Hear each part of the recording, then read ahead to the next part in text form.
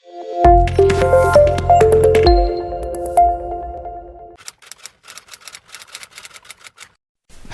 nagaa jirtu.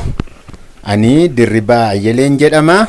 Har'a segaa barumsa keenya seerluuga yookaan giraamerii afaan Ingilizii mata duree waliigalaa English Grammar Explained in Afan Oromo jedhuun walitti deebinee jirra. Barumsi kun egaa akkuma yeroo garaagaraatti ani dubbachaa ture, qabiyyeen isaa barreeffamni isaa waan hundumtuu afaan Ingiliziitiin ta'e.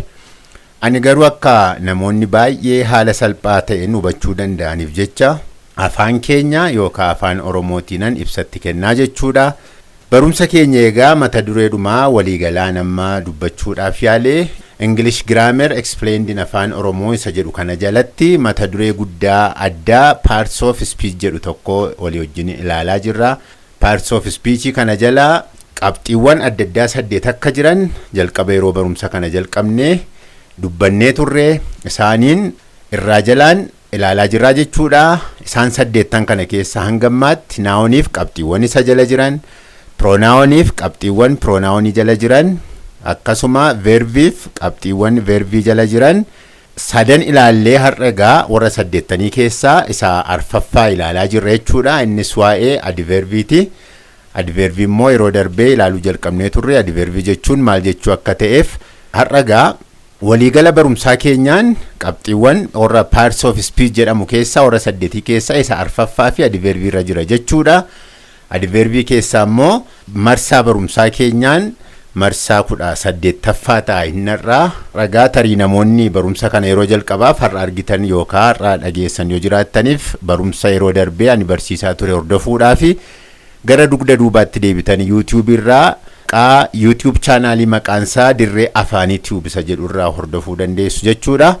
Har'agaa barumsa keenya marsaa 18ffaa akkuma nama dubbachuudhaaf yaale adverbii keessaa waa'ee adverb of place jechuudha. Yeroo darbee waa'ee adverb of manner ilaallee turre. Adverb of manner jechuun maal jechuudha isa jedhu qabxiiwwan tokko tokko kaasne attamittiin adjectivii fuunee gara adverbiitti jijjiirra isa jedhuuf immoo qabxiiwwan garaagaraa ilaalee turre. Baay'ee qabxii namatti toluudha. Har'a immoo akkuma inni irra deddeebi'ee dubbachaa jiru waa'ee adverb of place walii wajjin ilaallaa. Inni kun immoo maal jechuu akka ta'e itti fufnee walii wajjiniin ilaallaa jechuudha. Ibsuma isaarraa arguun akkuma danda'amu adverb of place jechuun amma fakkeenyaaf adverb of manneriin how attamitti isa jedhuudha. Attamitti wanti tokko hojjetame, attamitti namni tokko hojjete isa jedhu wanta garaagaraa bifa garaagaraatiin akka inni ibsu ilaalaa turre. Adverb of placein immoo bakka ibsa. Adverb of place helps the speaker express where the verb is happening.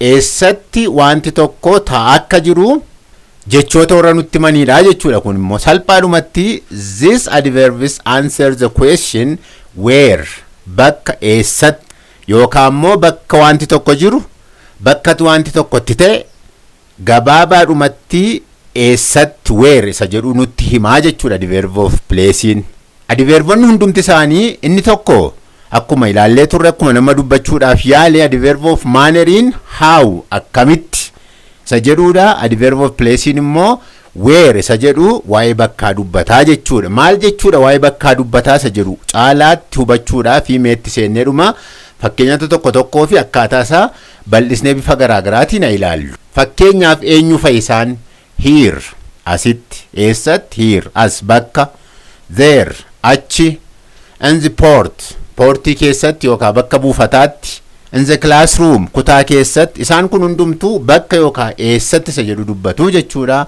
On the table minjaala irratti, at the classroom kutaa barumsaa keessatti.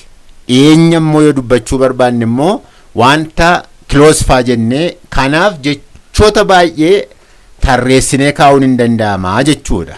Adverb of placein kun egaa jecha tokko duwwaa utuu hin ta'in fakkeenyaaf waan akka here there faa duwwaa utuu hin ta'in bifa jechooti 2-3 walitti hidhamanii kaa'amaniinis ibsuun hin danda'ama yookaan ibsamuu danda'u jechuudha. Isaan kanaan ala jechoota baay'ee keenyattiin adverb of place warra gaaffii isaa where jedhu deebisuun kaa'uun hin danda'ama jechuudha. Yoo gara fakkeenyaatti ceenee fakkeenya tokko ilaalle fakkeenyaaf my baby is sitting close to me. maal jenni gararraatti ibsa sagararraa jalqabaatti ol deebine yoo laalle adverb of place helps the speaker express where the verb is helping. Verbiin sun eessatti akka inni raawwatamaa jiru nutti maa jenne booddeetti fufnee qabxiiwwan sana darfan tokko kan nuti ilaallu jira.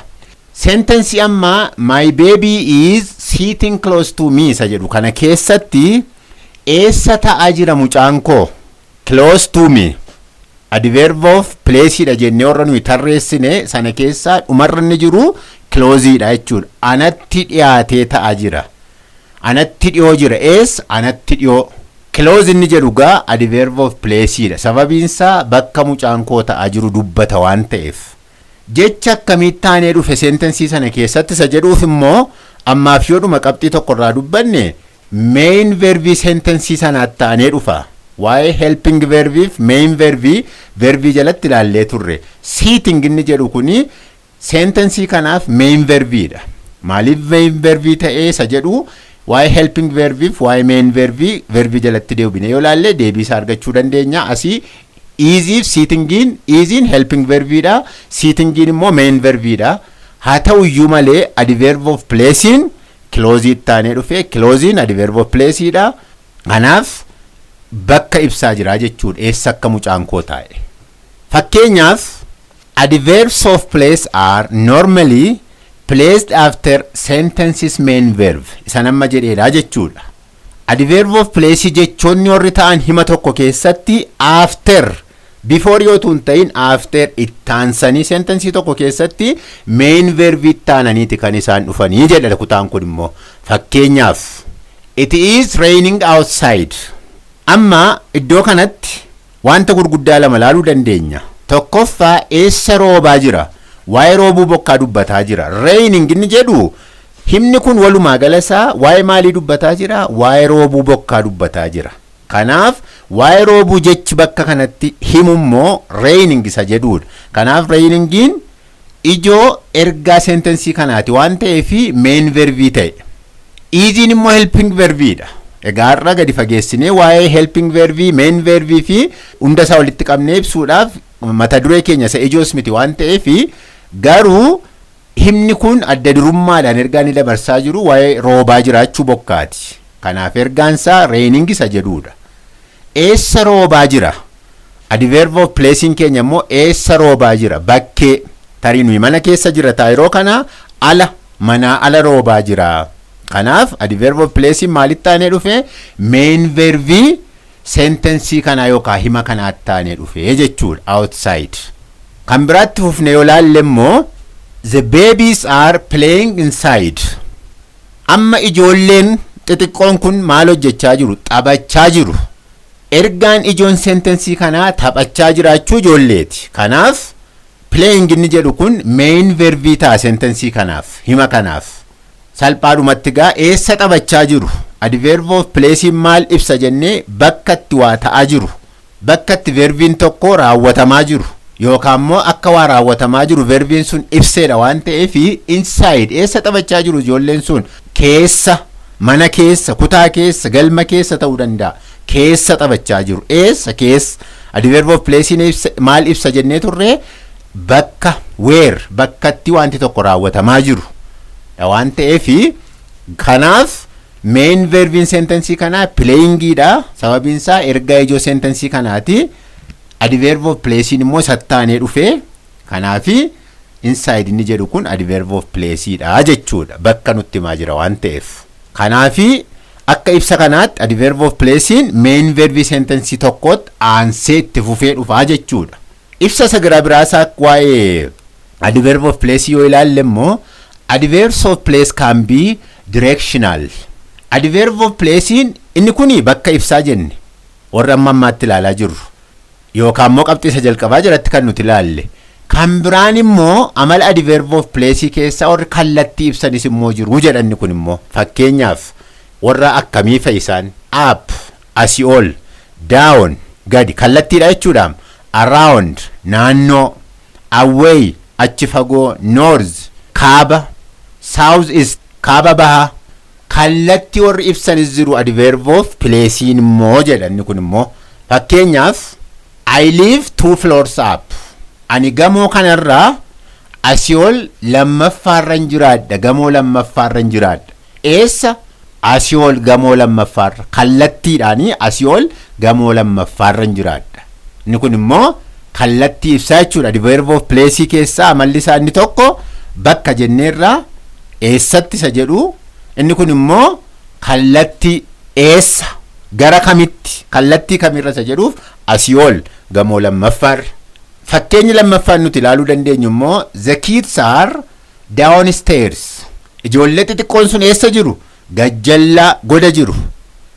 Lafa gamoo kanarraa gadi bu'anii isa dhumaarra asii gadi lafa jiru jechuudha. Kanaafi adverb of placein bakka kanatti kallattii ibsaa jechuudha. Directional jenneerra waan ta'eefi kallattii asii gadi goda jiraachuu isaanii nutti ibsaa jechuudha. Eessa jiru? Goda jiru jechaa jiranni kun immoo amala isaa kan biraa keessaa adverb of placein kallattii ibsaa jechuudha. Kan biraan adverbs of place can refer to distance.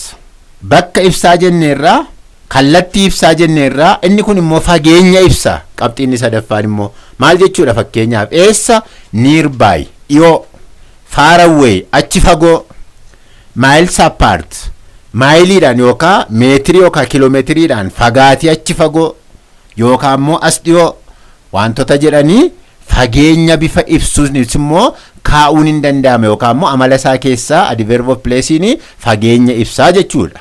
Fakkeenyaaf the church is located nearby the hospital. Waldaan amantootaa sun eessa jira? Hospitaalatti dhiyoo jira. Hospitaalarraa fagoo miti jechuudha. Itti dhiyoodhaa jechuudha. Dhiyeenyaaf fageenya keenya yeroo laallu bifa akkamiin jira? Bifa itti dhiyootiin jira. Irraa fagoo miti jechuudha. Distaansii yookaan fageenya ibsaa jechuudha. Inni kun amala isaa sadaffaa keessaa adverb of placein fageenya ibsaa jechuudha. Kan biraan the sun is far away from the earth.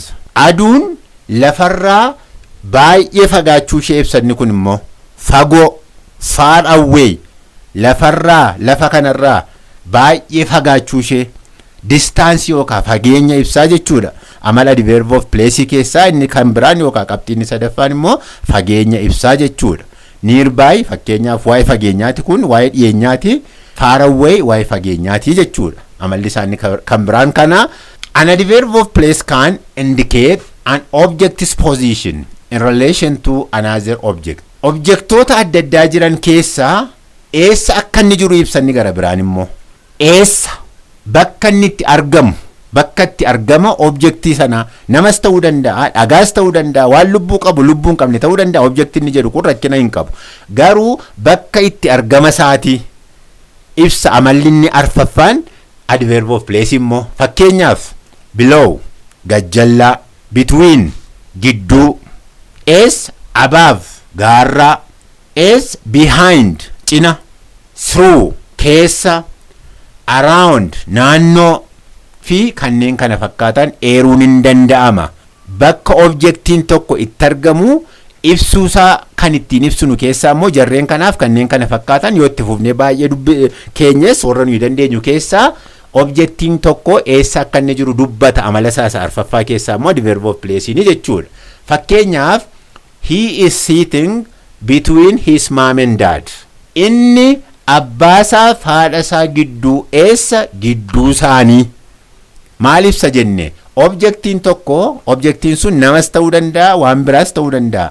Eessa jira? Gidduu isaanii ta'aa jira. Between inni gaddoo kanatti adverb of place ta'ee objektiin sun eessa akka inni jiru qaamni maqaa dhaamaa jiru sun eessa akka inni jiru nutti himaa jechuudha. He is sitting between his mom and dad. Gidduu isaanii ta'aa jira jedhe. Kan biraa fakkeenya nuti ilaaluu dandeenyu immoo they live in the apartment below ours. Isaan gamoo nuyi yookaan immoo mana nuyi keessa jiraannu yookaan gamoo nuyi keessa jiraannu keessa gajjallaa gamoon asii ol baay'atee 4 5 6 7 8 jiraachuu danda'a. Garuu isaan eessa jiru? Gajjallaa. Inni kaan isaanirra jira jechuudha. Lafa isaan jiraatan gaarraa jiraatu warri kaanii jechuudha. Jireenyi isaanii dhumarra asii gadi yeroo objektii taa'umsi mana isaanii sun yeroo eeramu yookaan ibsamu gajjallaarra ta'uusaa ibsaa jechuudha. Adverb of placein Kanaaf objectiin tokko eessa akka inni jirus immoo bifa kanaan nutti himaa. Kanaaf belown adverb of place ta'ee bakkatti objectiin sun argama isaatii kan nutti himuudha jechuudha. Kan biraan many adverbs of place indicate movement in a particular direction and ending letters word or words. Adverb of place onni baay'een immoo sochii jin wal qabatee dhuma isaanii irratti word isa jedhu yookaan immoo word isa jedhu kana kallattii ibsuudhaaf agarsiisuu jechuudha. Kallattii ta'e inni kun immoo dhuma isaanii irratti jechoorra amma word yookaan words jedhu kana ofitti fudhatanii yeroo isaanitti hiikaa ta'e kennantu jira.